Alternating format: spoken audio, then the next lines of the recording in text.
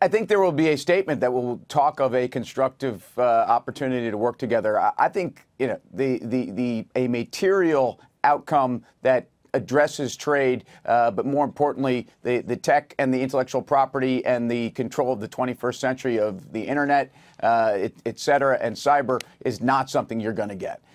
What have markets really priced in is what it comes down to, Brian. And what's been interesting is that the rest of the world, but notably emerging markets, notably some of even the mega cap tech names in China have rallied significantly over the last couple of weeks, even during an environment where the headlines between Mr. Kudlow, Mr. Trump, you name it, they've been nothing but I would say erratic.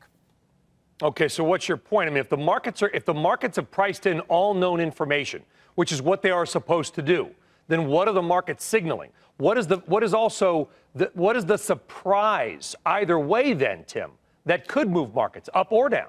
Well, I think we've overshot in the case of a lot of the rest of the world. And overshot on the downside for China? Yes, I think we have. And I think what you've actually seen is that since markets bottomed on October 4th, roughly, at least for emerging markets, for example, against the United States, and it's been a relative value trade, hasn't it? Because think about the outperformance we had in the United States versus every other country in the world effectively.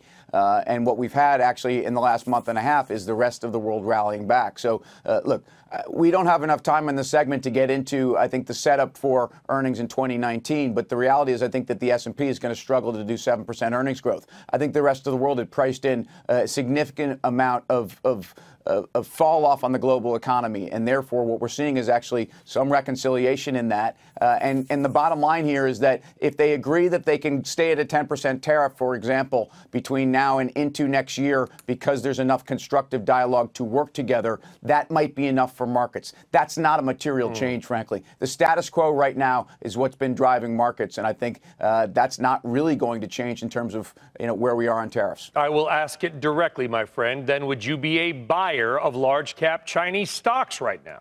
Well, to get a little technical here, the 50-day moving average has served as a barrier that emerging markets, for example, have not been able to get through since a downtrend that began at the peak of markets on Jan 26. What you've actually seen with some of the mega cap China tech names, whether it's Alibaba, whether it's Tencent, you started to see these stocks break actually nicely through the 50-day, and you have a rally across Asia this morning. So I think you're getting a signal that the rest of the mega cap Chinese tech names are starting to rally, but also look at Russia that's rallied 5 or 6% against the U.S. during a time when oil's been down. Brazil continues to rally. So these places that we're seeing as left for dead are actually not only are they outperforming, but they're actually rallying back quite nicely.